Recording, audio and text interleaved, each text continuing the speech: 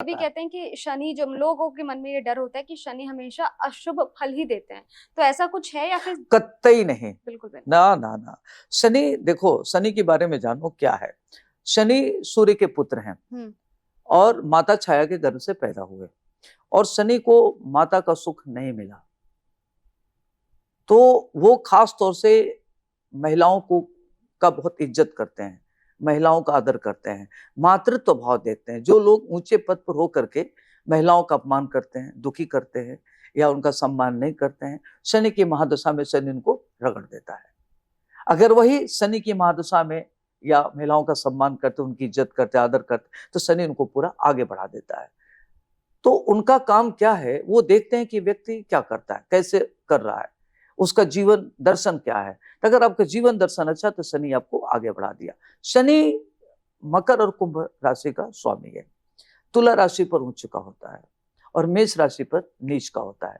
तो ये जो बना हुआ है राशियां, तो चूंकि सारे ग्रह आपका कोई 1 महीना, कोई 45 दिन, कोई 1.5 साल, कोई 13 महीना, शनि एक राशि पर 30 महीना रहता है। तो 30 महीना और 30 साल, शनि की महादशा 19 साल की होती है, 7.5 साल की होती है, ढैया 2.5 साल की होती है। ये सारे इस तरीके के हैं कि आदमी को आगे बढ़ाने में भी उसकी भूमिका होती है और आदमी को पीछे ढकेलने में भी उसकी भूमिका होती है। तो भूमिका उसकी कर्मानुगत, जो हमारे पूर्व कर्म है, पूर्ववर्ती कर्म है, उसी के हिसाब से शनि हमारी लाइफ को इम्प्लीमेंट कर देता है।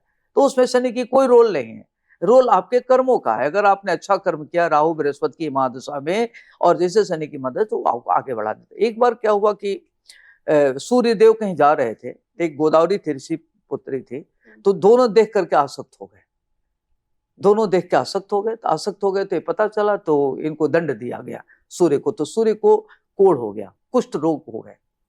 कुष्ठ रोग हो गया तो भगवान शिव का कहे कि इसका दंड तो शनिदेव देंगे। तो हुआ कि भाई शनिदेव के पिता सूर्य हैं, सूर्य को कैसे दंड देंगे। तो उन्होंने कहा नहीं। फिर उन्होंने कहा कि नहीं, आप कतई आपको दंड मिलेगा। तो ये विष्णु लोक में गए, वहां इनकी कोई सुनवाई नहीं हुई।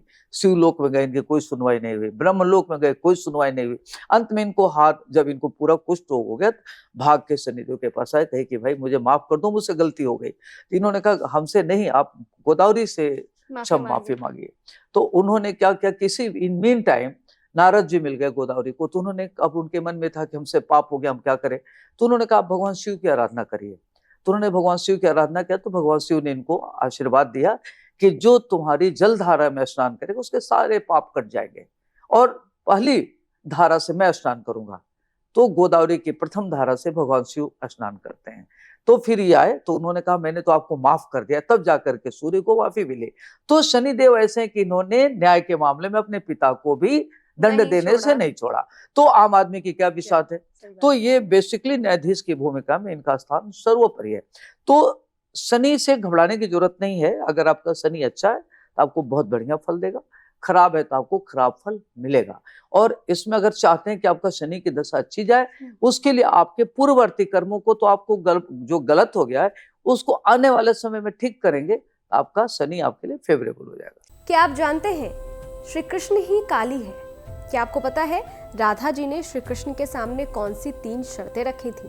क्या आप जानते हैं कि द्रौपदी पिछले जन्म में कौन थी और उन्हें 5 पति कैसे मिले? स्तुति चैनल पर सोमवार से शुक्रवार हम लेकर आ रहे हैं ऐसी ही पौराणिक और रहस्यमय कहानियों की खास सीरीज, जहां हर कहानी में छिपा है धर्म, रहस्य और जीवन का गहरा सच। तो अभी स्तुति चैनल को सब्सक्राइब कीजिए और इस अद्भुत सफर का हिस्सा बनिए।